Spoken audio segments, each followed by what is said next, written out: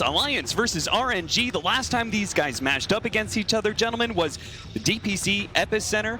Alliance actually beat RNG, but that was a best of 3. And this is a best of 1. And RNG actually did take that first game in that best of 3 as well. So it feels like we've got an even odd situation on our hands. This should turn out to be a fun one, right? I think we've been looking at Alliance, and their last few games looked pretty greedy. They tried to run a 5 bristleback, literally, and it kind of blew up in their faces. They've also had a couple ones where they've gone a bit greedy, and I think they've gotten punished a lot for it. So I feel like in this one, at least for me, for Alliance, I don't want them to go so greedy. I think if they do that versus RNG, they're just going to get steamrolled. I think RNG, they had the fastest game of the tournament so far, too, right? So I actually found out the story behind the Bristol 5. What ended up happening is Insania said, well, it was going to be 100% for Boxy, and the Boxy looked at the draft and said, okay, this is actually one of the worst Bristol games that we could possibly have.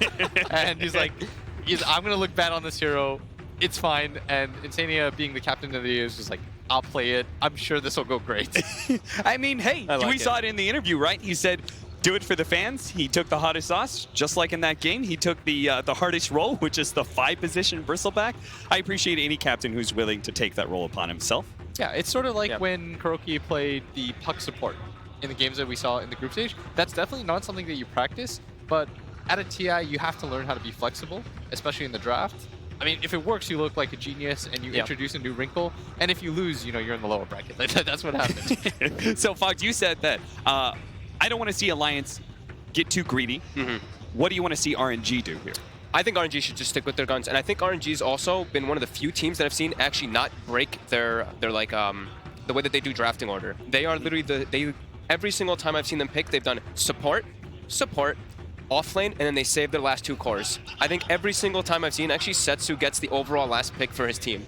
When I look through all of their games, pretty much at this entire tournament, it's been nothing changed from that. That is super unique, right, Will? The fact that just opening with 2 supports like that, almost everybody's opting for 1 core. We see Newbie often even save their 5 position for the very last pick. That's something that's pretty unique to them. I think partially what it is that Setsu is a newer player, and I think it's important to sort of get confidence, give him the best possible matchups. Because when I have seen RNG play, and when they do play well, it's when he's having a very good game. I really feel like it's important to enable your mid laner in a tournament like this. Yeah, it's like one of the few teams I actually saw where they don't actually flex really at all. Where we talk a lot about the flex picks, the Maranas, something like that. They actually they pick the Marana, and you're like, that's Lanem. You know for a fact it's gonna be Lanem. The Elder Titan, they've had a little bit of back and forth between Lanem and Afu, but yeah, they've really just been sticking to just their overall like the way that they want to do their drafts. It's really speaking of flex, we saw the big muscly man Koifa there, who's going to be his mid matchup against Setsu. Yeah, that's going to be and that's the open up of Dark Willow into the Leshrac Abaddon. That's a really good answer to Dark Willow, right? Yeah. Interesting though. The Shadow Demon's not looked at though, right? That's a bit of a odd one out. You have Leshrac, who has good AoE, targeted, not a targeted stun, and then on top of that you have Abaddon, who just gets rid of the Curse Crown. And it just feels good, because you can't ever get bursted. Plus, it's relatively flexible still. Like, both these picks, you talked about how they don't really do it as a flex. Yeah. But as a last-second option, you can. Both of these can either be, you can go anywhere from mid to carry with any of these, really. Aside from the Abaddon, who's most likely going to be offlane or support. It's kind of cool to see that they've, I feel like they broke their formula. Like, I haven't seen them do that the entire tournament. I really don't. I feel like that can't be a 5 and a 4 position, just straight up, right? Just because that support duo is going to be a little weird. That's the issue with the support duo, I think, is you sort of lack playmaking. You want something that can get in there, which is why Alliance really likes having... Whoa. Oh. Whoa. Whoa. What is this? Just opening void. You know what? I'm down with it. As we watch the Void dance on stage, I almost feel like Alliance is coming to this with a very, very clear plan and confidence in that plan. I think part of it, what it is Alliance is trying to make the game as easy for themselves as possible. At the Summit, they said their drafting philosophy is pick playmakers that have disables. Well, Void is the ultimate disable. That's true. Chronosphere is it's 5 different stuns in one, right? And technically, you can stun your entire team. That's like 9. Oh, damn. Didn't think about that. The heads up play. Did not.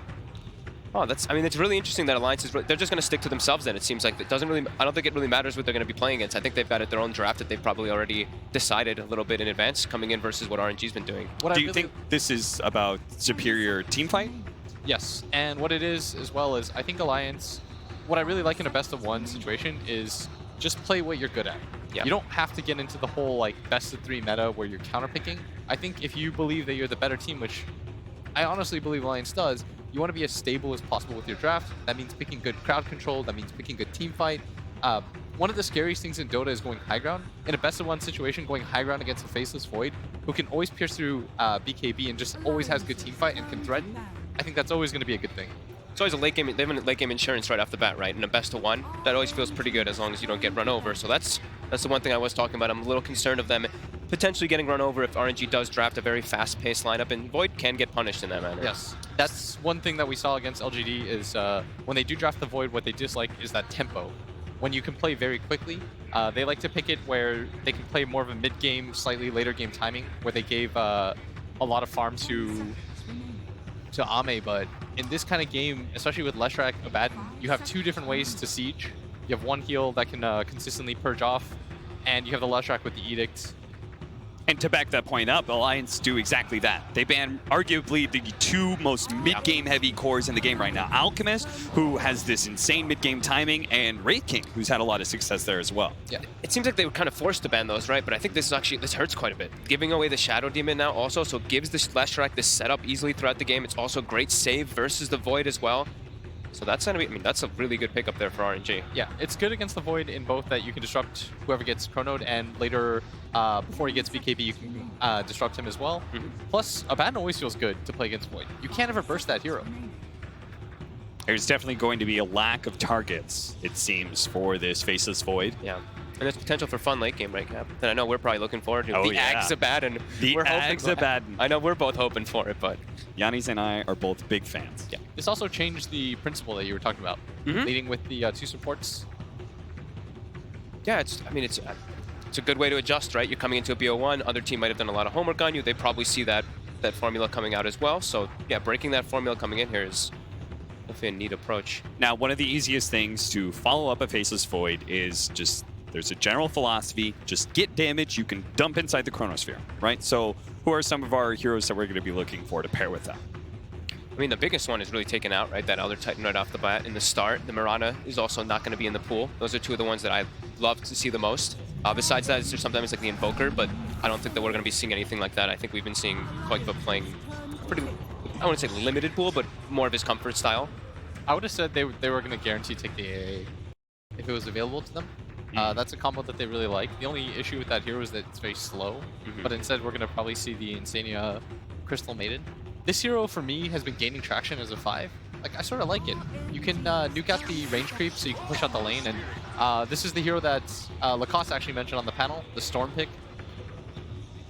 And that it's exactly what you want if you're talking about that best of 1, playing the high ground, right? Like, what beats a Void and a Storm Spirit? The only downside is that I think that you can potentially get punished, especially if the laning phase goes wrong. Both these heroes need time to catch up. Storm, you need to hit the jungle, you need to default to stuff like that, so we'll see. So the story of this has got to be Boxy coming in big, right? With this last pick offlaner, whatever it is, it has to be relatively fast tempo, and it has to just take over the game for a certain point to give his Storm and Void enough time to work. Yeah, I'm trying to think of more of the box heroes. I'm just thinking, like, just stick with the style, right? Alliance, I look at their 4 heroes, and I think if you could just erase RNG's draft, and this is probably what Alliance would have picked anyway in some situations, right? This is 4 very comfortable heroes that they've been playing with at this tournament. RNG choose to ban away the Bristleback as one of those heroes just to stand in front of towers and slow things down. What's a good initiator here? Because Alliance, they have the Void for like a follow-up, but you want someone else to kind of start the fight, right? And they still have the Willow there. They could still go for something like, I mean, Ogre's still in the pool if they did want to go for it, right? Yeah. Boxy Ogre. Yeah, it enables the Faceless Void a lot, right? Yeah, it'd be strong too because you can pressure in lane. Yeah. And this hero doesn't really care. You just sort of run at people. I've seen a good amount of the Willow Ogre dual lane actually, and it just like, I think I've seen it just run over pretty much every single safe lane that it's been up against. So I do think that's a bit of a possibility. It works really well with their whole synergy, as Kep was mentioning with the Bloodlust. Thinking here hard about their last ban. Yeah, what's that like? They are running out of reserve time, so. Yeah, like which one's going to be the actual supports? Because right now, like Lanem's traditional ones are kind of gone that he's been playing a lot. Is he going to be playing a little switch up for that Lash, and they're going to make this core, offlane Abaddon? could be the case. They could still make Monet playing the Lash Rec in the safe lane too. I will say, if I'm a Storm, I'd love to be in a situation where I'm against the Lash, as they're going to take the gyrocopter for themselves. So this is going to be an off-lane void. And that is true. Something that we definitely did not expect, right? But that does fulfill one of our requirements, which is damage to dump inside that chronosphere, right? Yeah. So the issue that I had was I actually wanted to see some sort of hero like Axe, but part of the problem is you run into a weird situation where all of a sudden you have a melee core that doesn't get enabled through the chrono. Yep. And so it almost has to be some sort of range hero that can also dump damage in, like you said. Gyro fits that bill, and more importantly, he's a very fast tempo carry. And it's definitely throwing Royal Never Give Up for quite the loop. You could see Lanem motioning to his head. I think he got in there a little bit. I wonder if they could do something like, it's a bit too greedy actually, never mind. I was going to suggest something like a Morphling just because I see now Gyrocopter, I see Willow. You've got these dream targets as Aghanims, Morphling. If they do want to go for that, I think it's a bit greedy if RNG does actually go for something like that because they have Ember, and Ember Morphling feels a little bit just, I don't know. And whoa. All right, well, there's your late game carry and the hard counter to the Storm Spirit, Blitz. Oh, all right. So I traditionally hate playing against this hero, a Storm, because at some point you will get caught out. It is an inevitability. Fog, I mean, what do you think about this? Does RNG, have they just given themselves the late game win condition? It seemed like everything was lining up for Alliance to have that better late game. I know teams always talk about the AM versus that Void matchup. It can go both ways. Void can be a bit easier to execute though, and it is an off-lane Void, so I do think this Gyro could set the tempo for Alliance to be able to bring it to RNG. And Blitz, I mean, what does Alliance have to do here to be able to overcome that Storm versus AM matchup? You can't ever give a free kill on the Storm versus the Anti-Mage, which is so hard to do, but you have to assault his safe lane as frequently as possible. I'd like to see Koikva make a power rune play, go to the top lane, try to get as aggressive as possible, help Boxy take that tower. Yeah. Squeeze in the Anti-Mage's farm, make sure that you take over the triangle, take the tier 1 towers as fast as possible, and Roshan is going to be the biggest thing for me. If you can get an Aegis on the Storm, it makes the effectiveness of the Anti-Mage go down by so much. It seems like simultaneously we have both this this lineup that was supposed to go late game. Last picks the Gyrocopter. Now they're the ones who have to be aggressive. Yeah, it does seem like to be like that. It's definitely a bit of a threatening lineup here from RNG going into that later stage. All right, the beginning of our best of ones, Alliance versus RNG, and we've got a special treat. Final words with Casey and Loda. Thank you, guys. All right, Loda, very, very quickly, how are you feeling based on how the draft went that you're going to be doing in this game? I mean, I'm feeling good. I think that there was some funny stuff happening during the draft. It feels like an Alliance draft, and I think the boys are going to do really fine. Yeah. How did you motivate your team from inside the pod, since you know what they're going through and what it feels like having been a player in there yourself? Honestly, I just tell them to, dare to trust themselves, just dare to play out the game, don't show any fear. We're just here to play Dota just like any other day. There's a lot of, there's a lot on the line, but I think it's the Alliance win. I think they're going to do really well. Yeah. Feel confident? Yeah, I feel confident. Loda, thank you so much. We really appreciate it. Best of luck. Thank you. Thank you. Back to you guys. Ladies and gentlemen, hello and welcome to the lower bracket where dreams are made and also crushed. Trent, it's all happening right now, man. Yeah. Confident? Was that confidence I saw in Lotus face? It didn't look that confident. I know he's saying that he's very hopeful here, but it's scary stuff. The draft, an Alliance draft, hasn't really been something that has been praised all that much. They've been up, they've been down. They're a tumultuous team. So we'll see if the Anti-Mage has their number this time from Monet. Well, I will say that he was throwing out a couple of last words there to his team as he was leaving the booth, and he did have a smile on his face there at the very least, feeling like they at least got what they wanted. The Koikva Storm, I mean, this has been truly a classic for them over and over and over again, paired together with that Crystal Maiden. And again, the big thing that we're going to have to watch for in those later stages is where do the Chronos lands? They're putting it all on Boxy as quick little stun goes out. RNG picking up 2 of those bounty runes. The run down for Flyby, trying to find the kill onto the Abba. Can they get first blood? Just barely outside of range, and they do manage to pick it up. Midgate drawing first blood. Okay. So Alliance able to get that onto their carry, and also versus the offlaner too. So Flyby just, not really feeling it at the beginning, and he's going to have some help from Lanham, but this isn't exactly a threatening lane, right? With like a Leshrac combo here. Leshrac and Abba. I'm not too concerned if I'm playing in that lane versus them. No, truly not. Not a whole heck of a lot of kill potential. Till the levels start stacking up, then we have some serious spam and harass. That can be annoying. Fair enough, yeah. Well, Mickey up there with Insania as well. Insania already out of I'm mana. worried about that guy down there, though. Uh-oh.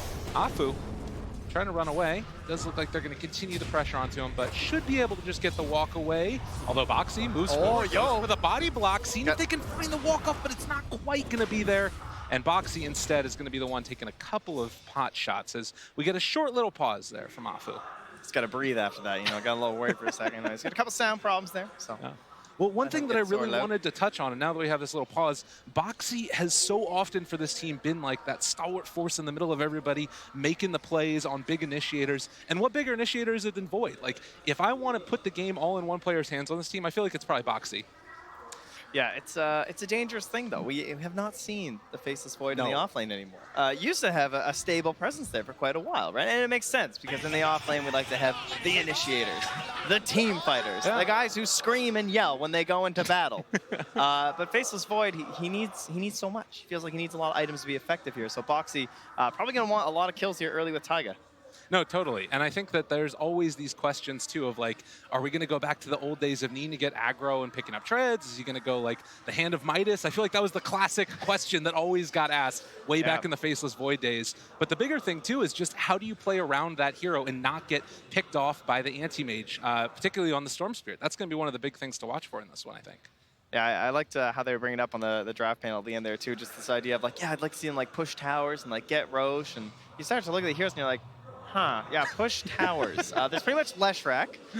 You know, typical Ember draft where you really need someone else that hits towers. At least you have the split push there from RNG in terms of the anti-mage. But for the side of Alliance, hitting towers is not necessarily their strong point in this one. And really, objectives overall, they're going to be a little bit difficult to take. It feels like they got to be bloodthirsty first, and then go back. That always makes for the best of games, though. I have to say that you get into these situations where suddenly 5 kills happen, one after the other. There's a billion buybacks around a Roche fight or what have you. And that's really, I think, the bread and butter of Alliance drafts, going into the late game and having some crazy stuff happen. We lost our Norwegians. There were a few of them in the back. Taiga, I believe, the first Norwegian player who they were happy to tell us about here. Yeah. And they screamed his name as loud as they could, but clearly they went to get some perfect seats to watch their boy play. That's pretty exciting, though. I have to say, you know, we got fans coming from all over here to Shanghai, the lovely international. Yeah, and I think that it's sort of been a hallmark of this event that no matter where it's held, you get people from all over the world. It's true. That is the best part. There's always a very large contingent of Chinese fans when it comes to North America, and I have a feeling that as well, you know, there's probably going to be a few of them hanging around there as well. So we are fixing a few technical issues right now. We should be able to hop back into the game very shortly. The other thing that I wanted to talk about here, though, was that it felt like Alliance was kind of constantly getting a little bit of extra love from the crowd. I was a little bit surprised to see that. Yeah, the crowd has been hot and cold a bit here today. So well, you heard Dove say, right? Yeah. They like TI winners. You get respect. And I guess that transfers over. You get grandfathered in. It's just because coming up on stage. Navi came out, they cheered. That's true. I guess Loda was there. But then Alliance comes out, they cheer quite loudly. I think they got cheered louder than Newbie did. Yeah, they might have. And Newbie's the Chinese organization. Obviously, you know, just one of the Chinese teams, just fitting in with the boys, trying to hang out. Yeah, most definitely. I think that this is going to be one of those years, too, where you start to see the numbers dwindle down a little bit, and then they're really going to latch on to one particular team. At least for me, that's kind of what it's feeling like. Obviously, some of those Chinese are in the upper bracket, but there's less of the games in the upper bracket, so you start to build these storylines. And RNG and Alliance, to me, feel like both teams that could make a huge run here through the upper bracket, or lower bracket. I think that both of them probably were feeling like they maybe should have gotten into that upper bracket.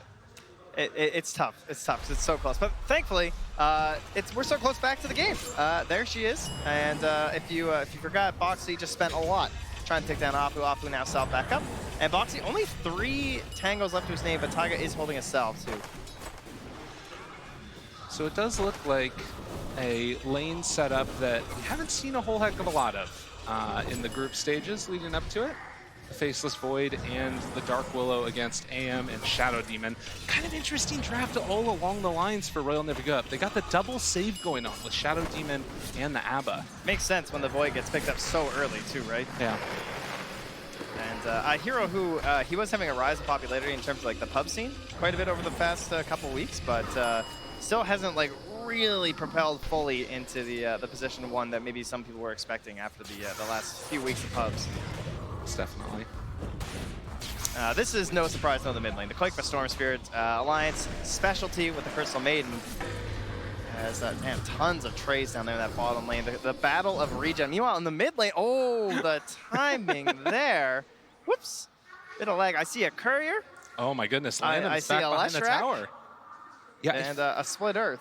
so I think that he does know that this courier is over in this direction. Landon does. If I had to guess, he was going for a split earth to break some trees so he can cut in and find this courier. So my assumption currently is that Alliance have not yet seen this Leshrac. Right. Yeah. And he's go. They have a feeling that he's in here, but he's going to try and find this courier by cutting some trees. okay. He's got a haste rune too, so he might just get away with it.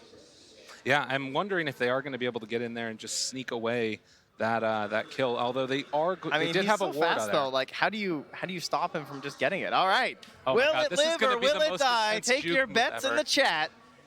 Lanham's coming in. Oh, where's the courier? Oh, other tree line there, bud. Okay, now he's out. All right, courier lives. Congratulations to those who took a chance. They did have that ward there on the high rune, so maybe they spotted that, and that's why they moved back. That's true. His way on in there, all speedy like. Well, still looking for some more punches here. Did not manage to buy a bash on the Void against Afu, although the Brambles are brought down. Afu is still walking away, though, and going to go for the disruption All right, play. he's Can gotta he juke make a it? play. The juke? No. It's like, do I try the next level, or do I just go for it? And well, he went for it. Waste their time a little bit more. That's important. So up top, a lane that we haven't really talked about all that much. Continued farm, and Mickey's been able to get a pretty nice time so far, as well as the ABBA, 9-2 versus the 15-2. And with this wave pushing in, should make it a little bit better as well as they start trading off there in the mid. Quakefo right now a little bit ahead of that Ember Spirit. Yeah, again, this top lane likely to just be rather chill, but it does offer possibilities for London to make rotations. With an Ember in the mid lane, you never know whether it's going to be a Slight, a Bola, and then into a Split Earth with some additional damage. So Flyby, not really someone who needs full assistance all the time, as they will, constant harass between these teams. And that mid lane, again, it's one of those things where it's just, I'm going to farm, you're going to farm, I got a jungle, you got a jungle. Probably going to need some rotations unless you have that like perfect race to 6 moment where one of them's going to go for the kill on the other. Right, of course. And Rune's always going to be a big factor too. Oh, Boxy again, trading hits. Monet thinking about going. Ooh. Give him the dance. Taiga's going to make this rotation. See what they can find. The pole being used now. Taiga not quite able to get there with the root to be walked into it. And now the stun coming out, but he is pretty close to his tower. The rotation is coming in with the TP from the Lesh. And as Lanham shows up, that might be the end of the gank. Yeah, that goes right through that though. Woo, the jukes. Dodge away, Taiga. Oh yeah. But it's not going to matter though, as the root comes through and Fairy Fire trying to walk away. Another round of Bramble mates, and he actually gets out. All right. No way from Norway. Getting out. Yeah, that was, I tried to find something. You know, quite it. London's back there again. He's like, maybe this time, as Taiga makes the walk too far away from him to grab though. Now, a lot of movement towards that mid as Boxy is going to take another couple punches, but still one stick charges and he's bringing in everything. So yeah, the courier was waiting off to the side for him. That's the stressful one. If I had this courier, wouldn't have died. So he does manage to survive here. Well, again, Quakeva forcing back Afu, and it looks like Bounty Runes will again be traded off. Oh, that's as off. Mickey making this move onto Flyby, still bringing him low, but not low enough to find the kill as of yet. The Edict doing a good chunk of damage there onto Mickey, but the bigger damage is now onto Lana. Well, he also didn't go for the bounty for this too. Oh, another dodge away. Mickey making these plays. Yeah, very good reads there. Unfortunately for him, the wave is pushing in, so they get the kill, but they won't get the bounty rune. Flyby will take that as a consolation prize and essentially trade Lanham's life for it. 5 minutes in so far, we've got 3 kills to 0. And Alliance feeling pretty good. I mean, we're gonna have to watch and see. Monet just gets the blink back. Do you feel like either side has more pressure going on? Both of them have really good late game teams, it feels like. I feel like this is just going to be a classic best of one. Maybe someone's going to take care of it in the first 20 or 30 minutes and really have a big lead, but to me, this looks like some game where everyone's going to be very timid, kind of play it back, and we're going the distance. Going the distance. Well, Afu gets stunned. Boxy too, though, in a little bit of trouble, and actually body blocked in. They get the disruption, and the banishment comes out. They find the kill. Too many stacks up there, Shadow Poison, and Void just played it a little bit too close. Yeah, all this action happening here. Not a lot of time for stacks, unfortunately. For the Alliance side is one, of course, that we're going to care about because they have the gyrocopter they're trying to get farmed up, and the Storm Spirit's always going to appreciate that too. But Anti-Mage, he's getting great lane farm, much like that gyrocopter. But of course, you'll trade equal farm on AM than compared to a gyro, I believe, for that wonderful timing on the Battle Fury. No, definitely. And then just stay off map, allow other people to make moves for yourself. As they are bringing in Lanham. If they manage to find a disruption, this would be a pretty nice kill setup with the Split Earth after the disruption. But right now, Alliance still playing underneath their tower, not moving too far forward, and it looks like Lanham will not be able to find a kill with that movement bottom.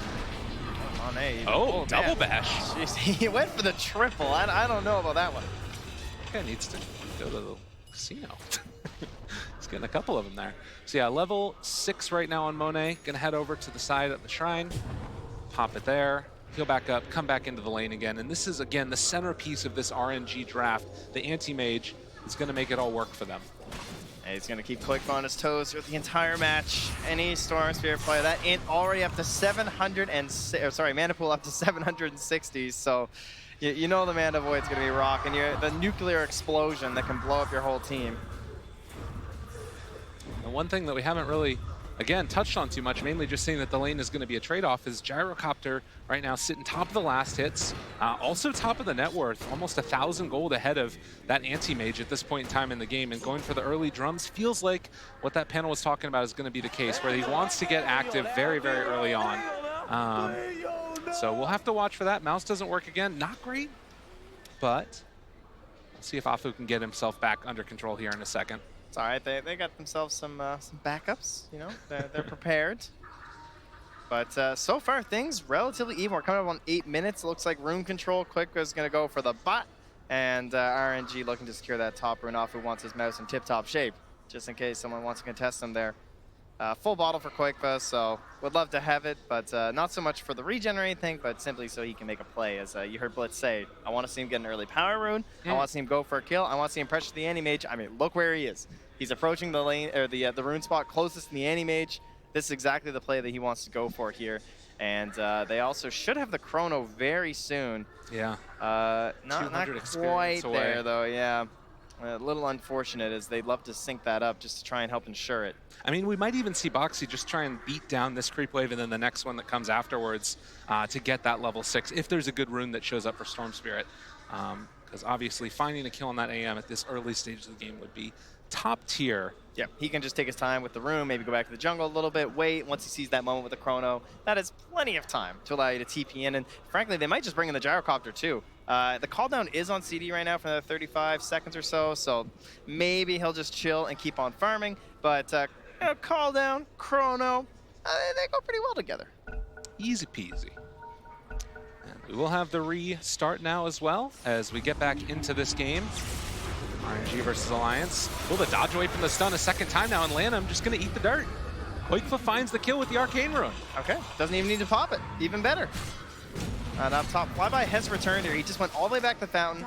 It's currently holding the level 6, but it's going to put some harass onto Mickey, who is fresh out of regen, but Insania, of course, there to help him with the salve. Well, and again, sort of this weird duality that we got going on in this game. Gyrocopter sitting top of the net worth, feeling like he's strong and in charge. Going to try and build up some of those quick fighting items, it looks like. And maybe they can try and hit this Anti-Mage before he really starts coming online. Hey, even better than this, they'll just shrine right up there. So Insania is saying, all right, I think you're good. You head back up top. I'm going to peek mid a little bit, try and get the double stack off for you. And they're going to start trying to propel this storm. All right, we got the in-sync pulls coming out here. Mind you, while they're doing this, the rotation is coming up top with the smoked up supports looking for that disruption in the Split Earth combo. This could be the big moment right now. Mickey. Yeah. All stacks successful, though. They got that. You got to be really careful about this rotation. Mickey level 7, but Insania's going to run into him. On Desetsu. Well done here. So they're going to make sure that they don't find the turnaround kill. Although, actually, they're going to turn and see if they can take down Flyby, but this is not going to be a rotation that works out that well. Meanwhile, Quakeba from the low ground hitting onto them. Setsu's here as well. They're in rather deep, but they are going to be able to find the stun, and then the follow-up kill on Afu. So a trade-off of the 5 positions. That's how it goes sometimes. Yeah, even with the Arcane Rune, Quakeba knows that he doesn't have enough to actually make something happen there. is forced to retreat and go back to these camps, as you saw, like fully stacked up there. Very good stuff here for Koikva. So he's got a little bit of an edge already on the Ember, but that's going to start to grow here. Up top, yet again, they find the dive. Setsu going in, has the Aphotic Shield with the Flame Guard going simultaneously, and Boxy shows up, has the Chronosphere available. Does he want to drop it though? He managed to land it just outside of range of Mickey. What? Boxy the player. Oh man! Mickey was like a pixel outside of that. They find the stun, disruption to interrupt it, and now Flyby moving in a position, trying to see if they can save a life, but finds the bat afterwards. Boxy chasing forward for this one, gets the stun, the follow-up coming in from Koikva. He wants to kill him off, and in fact, they're gonna be able to likely do it. Oh, the Brambles laid down again afterwards, and Lanham also under fire. 4 go dead. Alliance with the beautiful rotation. Man, that first chrono is one that you usually don't even count on. You're just like, if I can kill the guy I'm laning against, that's a good chrono. It doesn't tend to be one that saves your position one, because you're not playing. Look at the damage he did. This is an off-lane void. He just kept on bashing people. I mean, you can't ask for anything more at a Boxy in this one. He's done enough. Absolutely. Well, and you can see now he's caught back up ahead of where the Abaddon was, in spite of that laning stage, which went a little bit worse, but the big rotation comes in with that Chronosphere. Now, I will mention that the combination of the Flame Guard and the Aphotic Shield is something that we saw a while ago. Quite strong, is just in maximum survivability and capable of dishing out a ton of damage. Just means that this Ember can go super ham. Yes, it is a lot of magic damage from Alliance, especially until like much later into the game. But at the same time, between the disruptions, the Flame Guard, the Aphotic Shield, there is still an opportunity for Alliance to be able to bring him down with these well-placed chronos from Boxy, but expect Setsu to have an extremely good match. We see Insania there just throwing out a freezing field, because why not? The Gyrocopter was also helping to clear out the camps while all that was happening. So right now sitting at 4,500 net worth. The thing is, you've got to transition this into objectives afterwards for Alliance. Yeah, despite all of what happened up top, right? I mean, they're the ones who have lost the Tier 1 tower. Their mid-tier one's being hit by Catapult there from RNG, though, so at least they got that going for themselves on Alliance, but they are still down a tower as Boxy tries to create space in the bottom lane. Keeping that pressure on. Obviously, very maneuverable hero, capable of escaping if somebody comes down there to mess with him. And it does look like it's going to be Setsu that shows up. Boxy does have Chronosphere back off cooldown in a couple of seconds, but they would need a big rotation to make anything really worth it. And he's just going to back away. Dance away. Dance away, Yeah, sorry. not just back. How dare I? Mickey is under vision here. You can see Afu just kind of leeching nearby, looking for a bit of free XP as he sees Alliance clearing things out here. But Insania, he's got 4 sentries, so you can say goodbye to this Observer. Very surprised if he were to miss this one, and there it goes. Yeah, knowing exactly what was going on, Afu still wants to soak up some of that experience. Gets level 6 off of it, so we'll have access to his ultimate. Oh, they've got the Purge, though, and they're still playing very aggressively with Down this bottom. ABBA. They're looking for Setsu, and they're just going to go for the chrono again. Well played by Boxy, as that one is just going to be a quick and easy kill. Oh, onto Setsu. No! The turnaround! Are you kidding me? He finds them both. Lanham! Oh, Lanham! The fear up top. They find a turn. It costs. You can see Alliance at the same time in tandem movement. They start going for flyby, and Lano and Afu are just like, sorry, dude. We gotta hit the guy up down bottom. This is all Setsu. You're the ABBA. Beautiful save coming out here, and we get essentially the reverse play now from RNG. Oh, saving Private Mickey and saving General Setsu. God, we can only hope to be as good at Dota when we're as old as Lanham. Actually, we're probably older than him, now I'm talking about that. But still, the veteran making it happen on the big stage in the best of one. And Setsu just going to back out now after the Cursed Crown lands on him. God, you love to see that stuff. Yeah, and we've kind of evened out here. I mean, kills, don't worry about kills. Early game kills, they mean pretty much nothing these days, guys. It does give you a slight XP lead, I will say that. That just went from like 4K to 2K now for Alliance. But aside from that, we get pretty even on the gold, and we have that Anti-Mage so close to his Battle Fury. But that's a lot of stacks. Yeah. Alliance are very good at this. Alliance have been super solid about keeping these stacks up, and obviously great heroes to clear through them, to build up that advantage, and obviously also get those supports, the gold that they desperately need. So right now, 1,000 gold lead, and Monet still not quite at his Battle Fury. He's getting close to it. Yeah, speaking of farm and stuff, Lenham has an Atos nearly complete. He's only 100 gold away. So trying to maybe catch Koikva off guard this early in the game, also helpful versus maybe this Dark Willow, just setting up for his own Split Earth. especially when we're skirmishing so much. Throw out the missile at the start. Quakefuzz rooted over to the side and doesn't have a big enough mana pool to really join that fight if it were to happen. So yeah, they're gonna back out. Well, again, a little bit of a lull as we get ready for the bounty runes. See if there are any fights for them. As already the ABBA is set up on the top side. Boxy picks up one, One gets the other, and RNG gonna get 3 out of 4. Yeah, almost looked like Alliance were more so hopeful for the mid runes or something there, but I believe Setsu snagged one up too. So not a whole lot there at the 15-minute mark for the boys on the Dire side. But they're going to smoke up and try and make use of another Chrono, as well as take this tower. So we'll see if RNG get the correct read. It looks like Mane is long gone. The guy's already back at his own ancient area, now farming up. Stack, and again, just getting so close to that Battle Fury. Flyby going to keep pressuring into the top, so should be a pretty quick push here from Mickey. They're still deciding to keep everyone else hidden, but RNG, they've kind of figured it out. But RNG, they're going to make that rotation bottom, it looks like. Ooh, okay. Maybe Lanham really wants us with the Atos.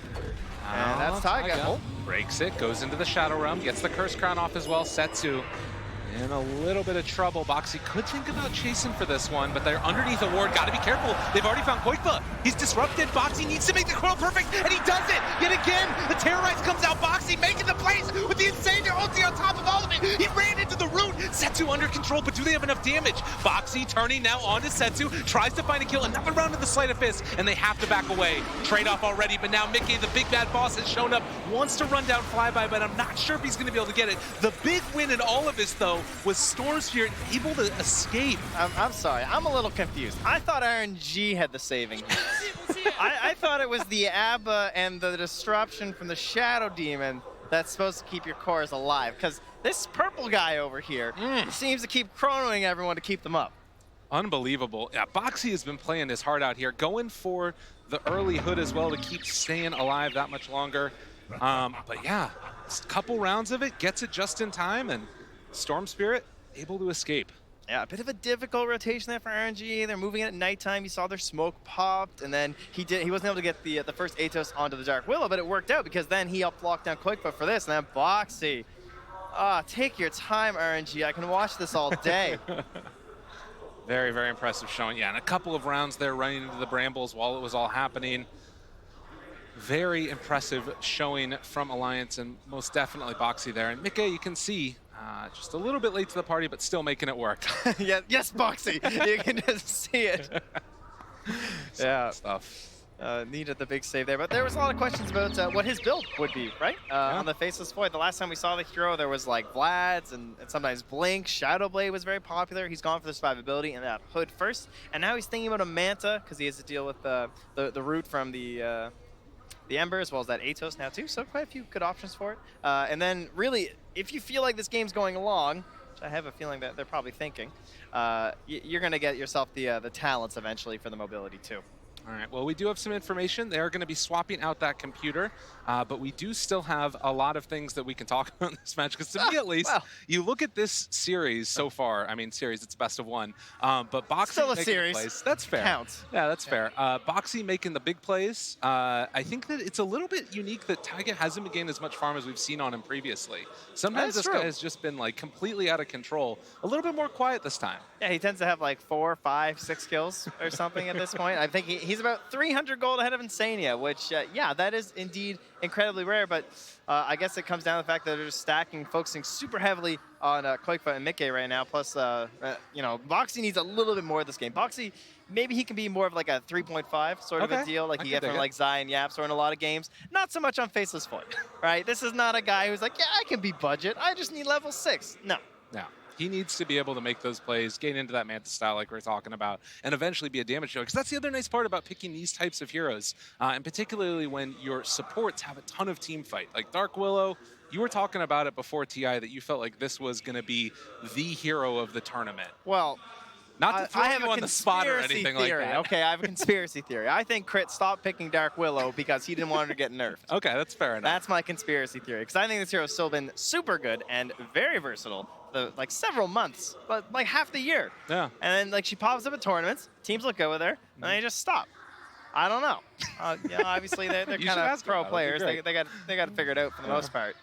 But yeah, I'm down for Alliance. It allows them to play very aggressively in all their lanes. Taiga is phenomenal on it. He always pushes it like right to the limit before he goes to the Shadow Realm. You have teamfight control and save by able to use the ultimate with the fear, the terrorize, and then you can also just like roam at level 6 and get kills.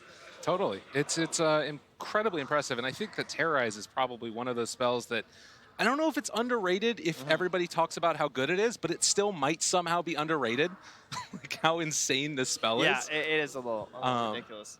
I would also like to say that for the anti-mage, this was a hero that I was wondering if it got to the point where people started picking it, like if it fit the meta and what everybody wanted to do, it might just become insanely busted. Because to me, Counterspell just seems insane.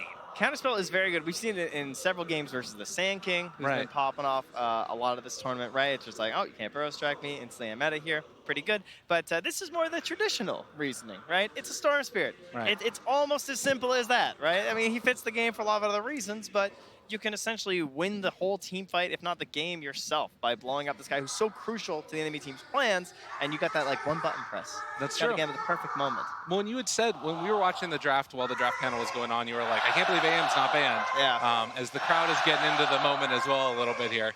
I'm sure they're just saying, Loda, Loda. But yeah, I mean, is it really just as much of the case that like against the Storm Spirit, or is there other reasons that hero fits really well here? Yeah, it was a game that it kind of looked like it was going a little bit long, right? Yeah. They didn't have the best lockdown, aside from the Chrono. Of course, Chrono's very good. At the same time, you have save.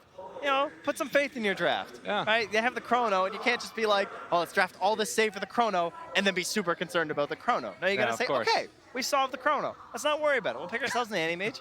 We'll win some Dota too. It'll be fine. I can dig it. That's I think that's what Loda said to them previously. He was like, yo, guys, come on. You know how to, this, it's Dota, right? Get in there. This is a unique situation, though, because it's not often that you get this time, right? Dota, we all play. Yeah, we all know that after a pause, things get weird. They really do. I think that probably the biggest thing is just if it was like in the middle of a team fight. Thankfully, that's not the case at this one. Yes, of course. But the thing that I'm going to really be watching for also is like the panel was talking about needing to get things done with this gyrocopter. Be aggressive. Get in there and fight. He has the items to do that. Almost completed the BKB2. Not to get too much into the Dota before we get to watch it again, but like, is that still the plan? Do you think that you need to just make stuff happen before AM gets online, take down all the towers?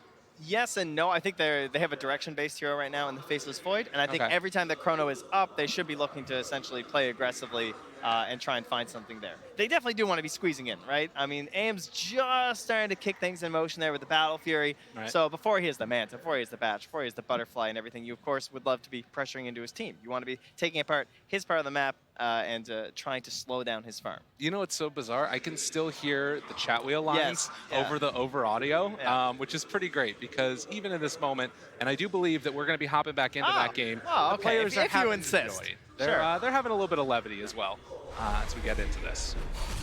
Wonderful. So 16 and a half minutes in, 5 to 12, 1,000 gold lead. And again, just to reorient everybody into what happened, there was a very big fight.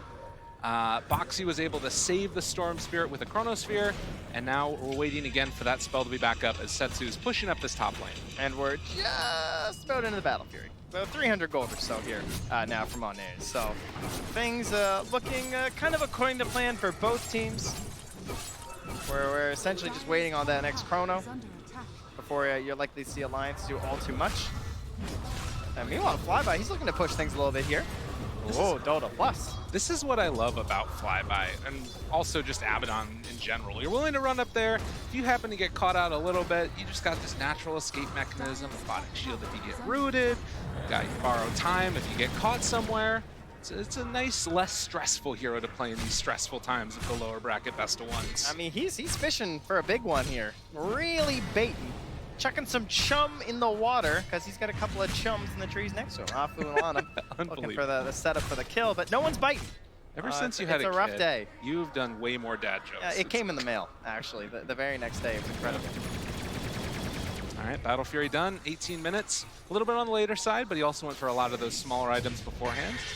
And Lanham scouting at Taiga here. He's underneath a ward, and there's the reveal of the 8-0 splitter. Afterwards, chase down? Can they get the kill? I think that the answer is yes. One more hit. There it is. That Edict is just brutal versus the Dark Willow. Maxed out from Lonham. And I did see at the same time, though, Afu was off on the other side of the map getting a triple stack on the Ancients, because finally he's like, all right, my aim's got Battle Fury. It's my turn to show Alliance why stacking is good. And Shadow Team, one of the best in getting those multiple camps at once. He needs this guy to catch up to this gyrocopter and accelerate way past him. And he has a lot of time to do it still, as there is still 2 tier 1 towers remaining for Royal Never Give Up, the mid as well as up top, which makes the map control for RNG that much more Quakefa is going for a little play down here. He's been camping by the wave, hanging out, but Lonham's coming in here too, so just be a bit cautious. I think he was just revealed there, so Quakefa might want to get out of here. No, he's good. Well, in the meantime, they also take down the wards, so a little bit of extra vision and security blanket there. Meanwhile, Monet and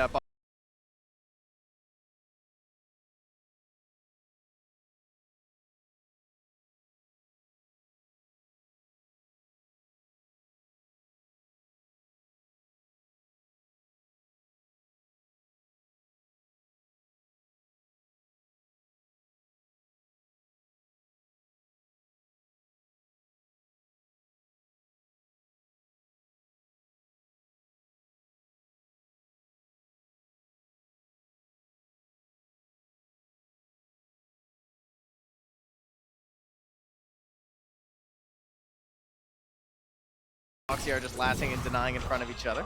Oh, they have the rotations coming in though. Got to be careful. Storm Spirit there, as well as the CM gets the kill. Oh, not there in time. A bit risky there. I wasn't sure feeling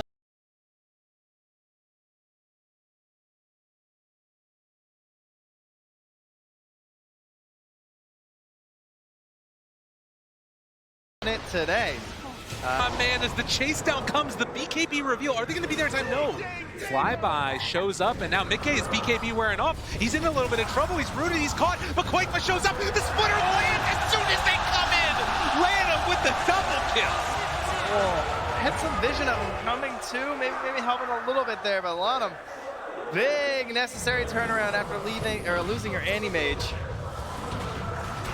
He has really been doing a lot here. 4, 4, and 3. He's been involved in a couple of the deaths, but also 7 of the 8 kills. And when you go Atos Leshrac, you better be getting involved here. And he is the push. He's probably the best pusher in this entire game. And we'll help secure that mid tower there with the final hit. Going for a mech for the team too. Man, he is farmed. He has had a fabulous game so far. As another round comes out, looks like Taiga's going to be able to escape. Setsu couldn't get any way to interrupt that one. So a nice little getaway there. But yeah, the slow, steady farm of Monet continues to grow. Likewise, the gyrocopter staying ahead. This is something that's probably going to start to fall off as time goes on. Well, especially, yeah, well, when they both die like that, it's just, you know, we just stall for a second, but of course, yeah, unless they keep the stacks up like crazy, Monet is likely to start accelerating a little bit faster. The only thing that might slow down Monet is the fact that he has an Ember on his team, who is someone that can also be on these side lanes at the same time. So maybe you're not getting as much of that, like, you have to do in Anti-Mage games. Yeah, and on the smoked up down bottom. They want Setsu. This is a hard kill to get, though. Taiga moves in. They pull him back into the Bramble Maze, terrorize afterward, and that's more than enough damage as Alliance find the pickoff on the Setsu. And again, the thing that's tough about that is Setsu's going for this build, which is very defensive by nature. Yule Scepter drums, and he's still dying. Yeah, that's not good. If you're going for that, you can't be going down. You need those remnants placed on that one. I mean, that looked like Quakefa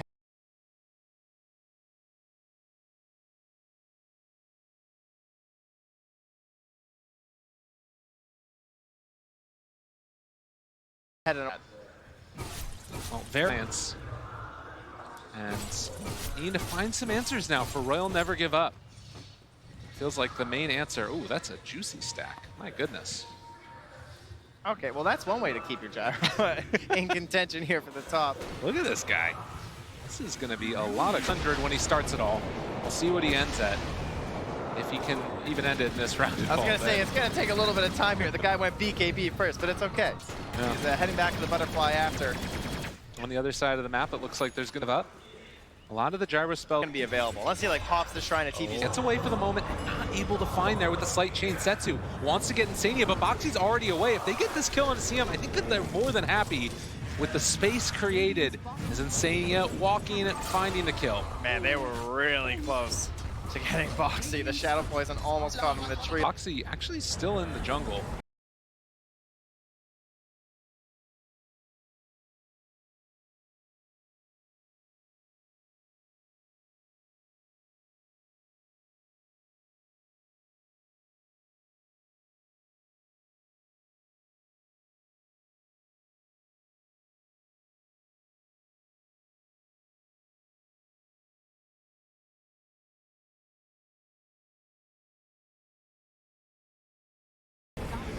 And they're thinking, so another tower taken by Oh, I'm a bit worried that RNG have a bit of a window here. No doubt, he just finished the Orchid, right? So no Demon or the Last Track, pick them off instantly. Keep in mind is that Manta style just Koikva gonna go for the zip.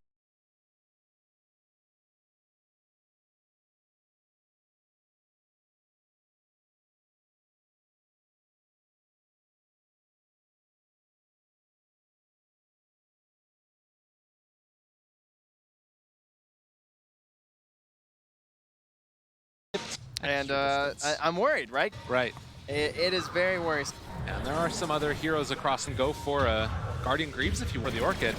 Yeah, I think he's going to. Sort of big pot of, oh, jump forward. Going to be an ulti popped afterwards for Flyby as he's going to get it full and is going to hit the... It takes a lot to get him. You know, he's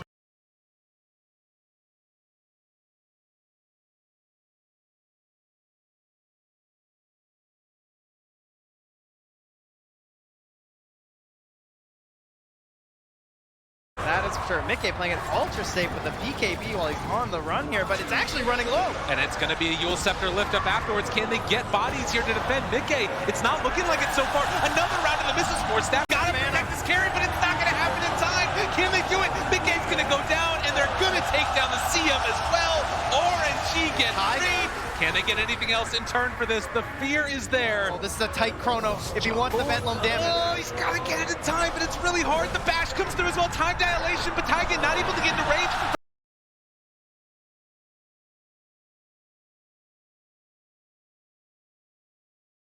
The damage, the disruption is there afterwards. Monet facing forward. Boxy has to jump away, and they can't get anything even with the chrono. Needed to take their lumps on that one, I think. Trying to go for the return save.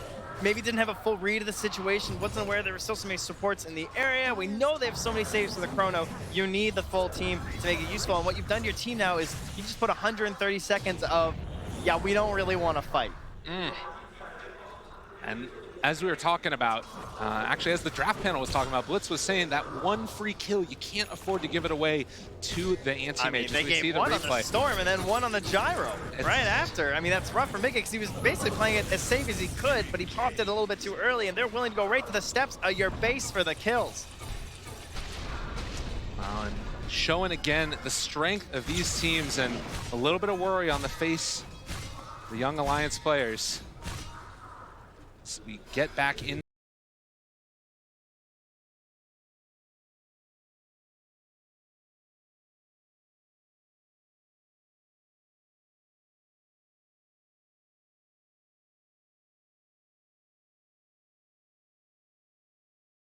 Stay alive versus Animage, but he does have the Basher fully finished. So he's going to be double luck there, right? First I got to hit him, then I got to bash him. But just a single, one touch can so easily set up for Lon of Setsu to follow up there. And even, I mean, the Shadow even Afu, right? I mean, this guy's up to level 12. Yeah. Damage starts coming through there with the Purge. Well, and it's such a scary thing, too, because for RNG, there's a lot of very easy save. For Alliance, it's kind of a little bit more of a skill game. You have to hit like a crazy chrono that just barely keeps your carry off of the edge of it, or you have to get a Terrorize, which has a little bit of that build-up cast point on it.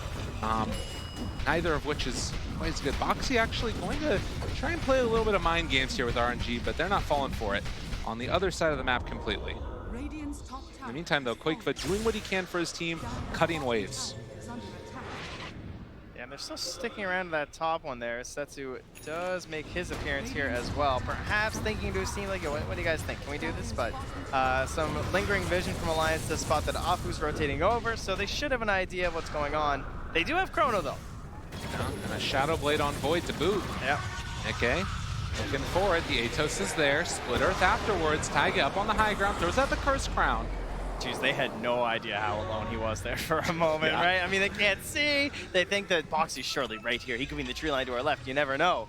But he was falling back a little bit there just for a Shadow Blade. Now he's falling all the way back down to the bottom lane. Gonna try and push things out here. Don't see their moment yet. He's gonna Shadow Blade in, but he needs more friends than this. And Koikva, he's got an Arcane Rune. He might make the big long zip, but no. Mane's out of there. Smelling the potential gank coming his way and able to back out of there in time. This is a tough part of the game for Boxy though, right? He just got the Shadow Blade. He wants to make plays, but he has to stay off the map, but he also wants to keep farming. Oh, and they realize that Mickey is over in the area here. He might have an inkling that they're nearby as well. BKB still available, as Setsu gonna try and chase him down, but will not be able to find the pesky gyrocopter, who is becoming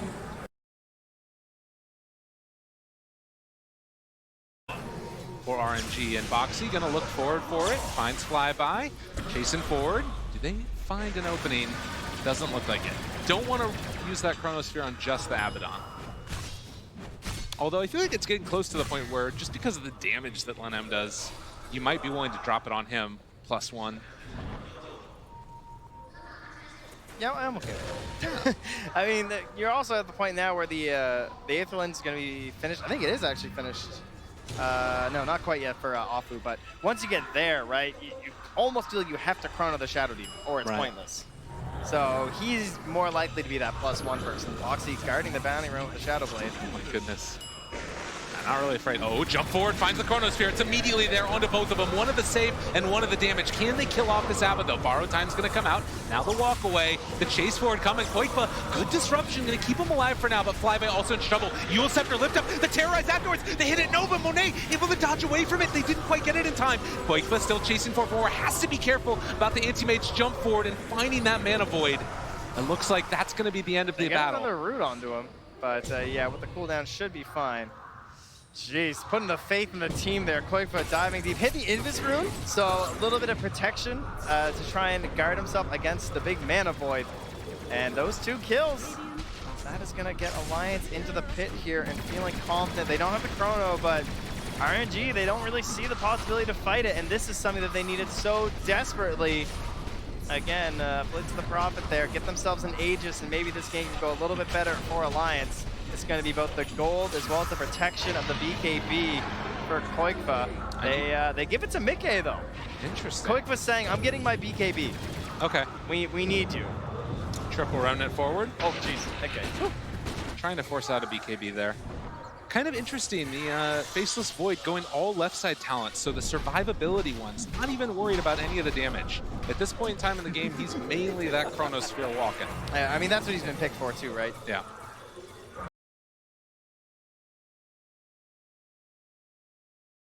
A little bit of time dilation thrown in there, because why not?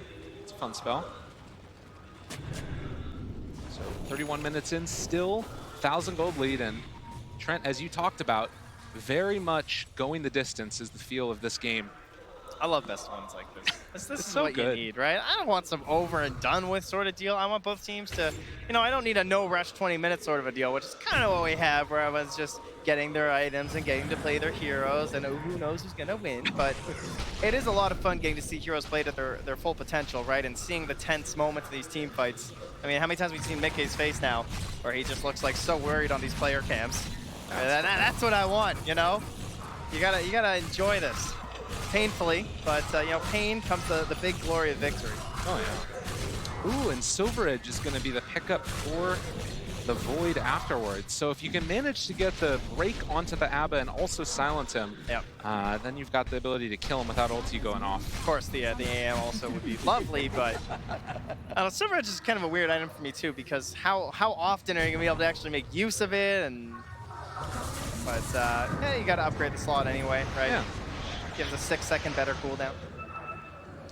So other thing to keep our eyes on here with the BKB done for Koikva, he's still going to have to worry about that Abyssal Blade that's coming out on the anti-mage and is completed at this point in time.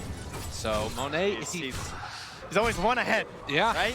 every time Quaver's like, okay, I figured it out. He's like, oh, now I've got Abyss. He's going to be in one ahead, jump forward, trying to find it. The Chronosphere, is it going to land? Can they get it in time? He's going to be able to find the back, and then jump forward for the kill. They blow up the Faceless Void, no buyback. They can't get back into this fight. They need to escape. Alliance need to run. Mick A going to throw out that missile, taking down immediately Setsu, finds the root onto both of them. They're keeping Lenham out of this fight, but Mick A going to pop the BKB. He decides he needs to fight right now, and the Fear comes out, able to dodge away from it though. Setsu lives through it. Koikfa trying to turn onto this Ember. Can they kill him off in time though? It's not looking like it's going to happen, and Monet is in the fight as well. They find Mick A, and they kill him off through that Aegis. Round 2 in just a second, and I think that this is going to be another death for the Gyrocopter. RNG, can they do it? Yes, indeedy duty, they came to play. One more because it's going in the books. Taiga goes down as well. The chase is just absurd once you the Aghanim Scepter onto the Ember Spirit, as well as the survivability. So hard to bring him down, even those moments where it looks so good. Now pushing towards high ground. I mean, look at the situation. They don't have buyback on these cores. They do have Chronosphere once they're all up and online, but at this point in time, it's so tough. Good Shadow Realm away, saving a life for a moment. Stun is on the illusion, so they don't need to be that worried about it. With Chrono back up again, it feels like this is at the very least one set of racks, but can they go for another? They do have the Chrono, but they also don't have the most damage. Feels like a safe best of one decision will be to back. We'll see what RNG thinks. Now Boxy walks in, no! He gets caught, he gets the missile! Boxy trying to run away. That's so scary right now for Alliance. They have to get out with everybody else. Woo! And the jump coming in, long range, but does not want to fully commit on that one. So Alliance do go down a set of racks, and RNG gonna take full advantage by trying to clear off these shrines. Yeah, I like the immediate move for the shrine too. They're not showing any fear because they know if the gyro is still down. Alliance, they don't want to take this fight. If they're not taking on their high ground, they're not coming right now until Mick A is gonna be returned to us. So get that shrine and make sure that we've secured ourselves the best possible positioning for that next Roche. 35 minutes, bounty runes to be picked up now as well.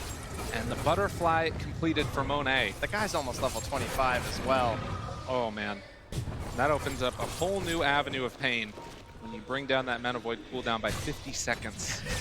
I hope not, but maybe. Maybe. Turn back around, the pull coming through, flyby. Going to be caught here, but needs to be careful. Help is coming through. Flyby trying to walk away, stunned for the moment. Chase forward for more. Boxy pops the Manta, looking for that Chronosphere, but doesn't drop it yet. He has to use it on Monet. He can't afford to. He doesn't know where. Flyby, he's going to go down, as it looks like they have finally caught him out. So Alliance pick up a key kill there in the ABBA.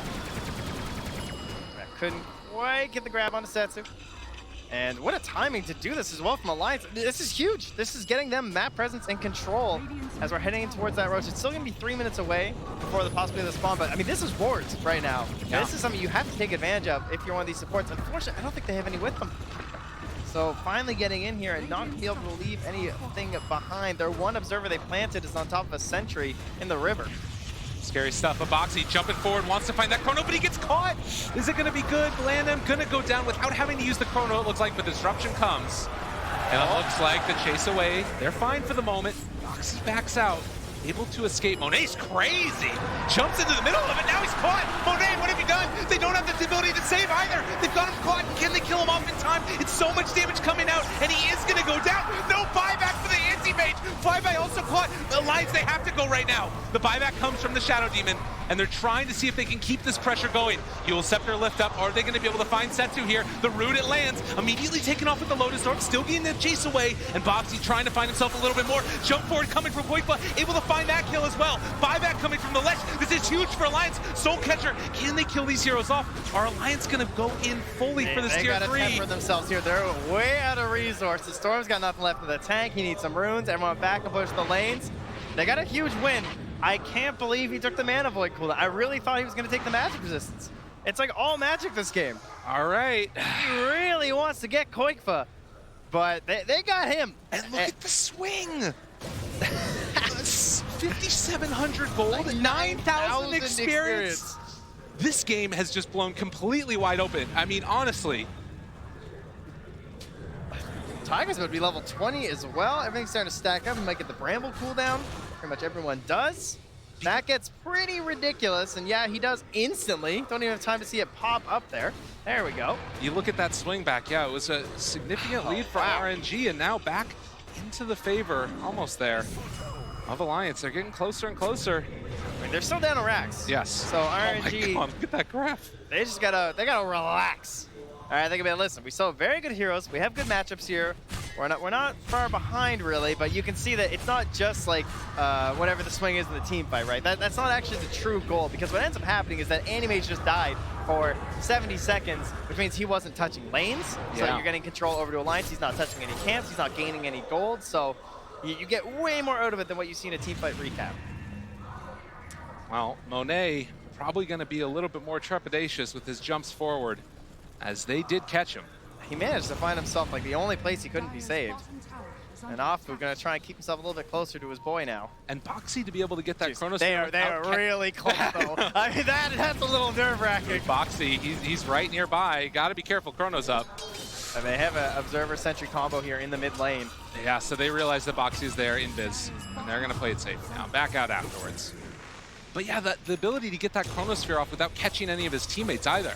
And putting it so far back behind Monet too, right? That's always a good sign of a quality Void player, is that they're putting their opponent right on the peak edges to help protect against those heroes they're trying to save. Of course, the Universe Classic. MKB coming out for Gyrocopter after the Satanic. I mean, he's getting big. He's getting real big. Alliance getting the items that they need. And there always is this factor that comes about with anti-mage drafts sometimes where he eventually does top out. How close do you think we're getting to that point where it's starting to become more difficult for him every minute? He's got room to grow, right? He's got still more? got a Wraith Right. Band in there. Be working with some mages and stuff. I mean, Gyro as well, as you're saying, it's kind of reaching that same point too, but I'm looking beyond those two because, you know, those guys are the story of the whole game. So the question is, what is everyone else in your team doing? How are they growing from there? And to me, I'm looking at how, like, Taiga can just have such a big impact in these team fights now, right? Like, one Terrorize catching out someone who didn't pop their BKB or someone who doesn't have one yet still, like Setsu, because he is saving buyback, perhaps after seeing what happened to Monet, to ensure his team. And there we go. So does he have enough for the buyback? No, he doesn't, actually. So yeah, he's got 350 gold. That's 100 gold away. He'll be there. All right, he got some more. We'll be fine. But getting ready for that next Roche fight, and as you can see on that timer, about a minute away before it will respawn. I see Boxy's opted back for the BKB in his quick buy. I'm very curious. He was looking at Lincoln's after he got abyssal twice. But there we go. He buys out now. Oh my goodness. On the Faceless Void, all or nothing on this next team fight. Buybacks for the Dire. It is only Koikfa, and no one is particularly close.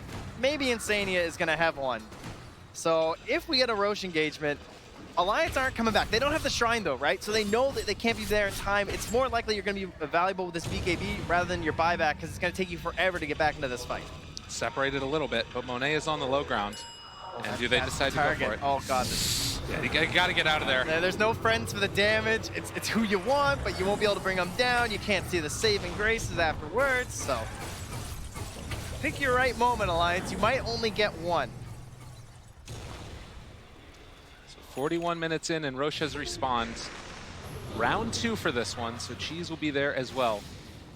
And with a 2,000 gold lead, but no Shrine, it does feel like RNG is going to be the team that will be more favored in this. And as you mentioned, Alliance trying to make up for that by getting those valuable items early and often. Now, Alliance, they're actually just walking in. And Lanham sees this. Boxy is nearby.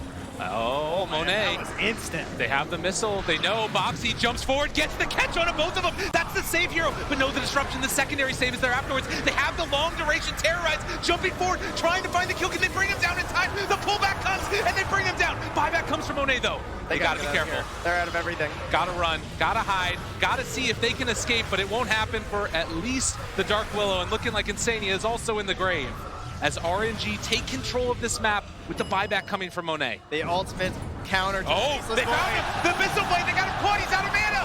Gyrocopter in trouble, Boxy able to escape, but maybe not so lucky for Mickey. He's trying to get out of here. Satanic has already popped, everything has already been used. Koikfa trying to buy some space for his carry. Is it gonna happen? He's not getting out of there either! Woo! Setsu. And RNG feeling the moment coming around them. It's only the Storm Spear and the Void. They're going straight for the tier 4 towers. Boxy does not have anything left in the tank. They have to make miracles happen. They want to keep their TI run alive, but it's looking like RNG are going to be able to do it as they run for the tier 4 towers and making this crowd happy. Crystal Maiden is back up again, but they need everything and a little bit more. Alliance still trying to hold on, but RNG, GG is going to be called as they take it. 43 minutes into the game, we have ourselves a match where both sides really, they had their chance, right? They had their game plans, things started to come online. Obviously the disappointment here for Alliance, but you have to be proud as to how far you've made it in this tournament. It's brutal.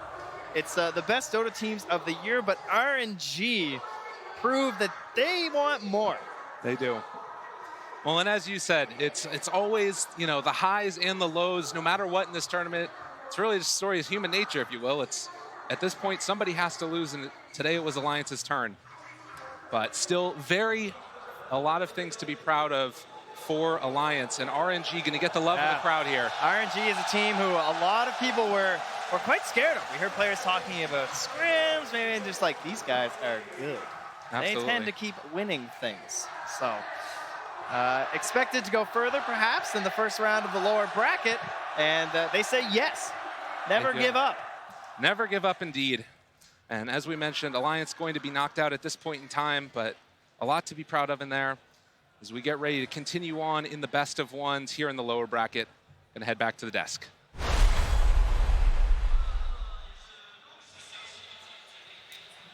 Heartbreak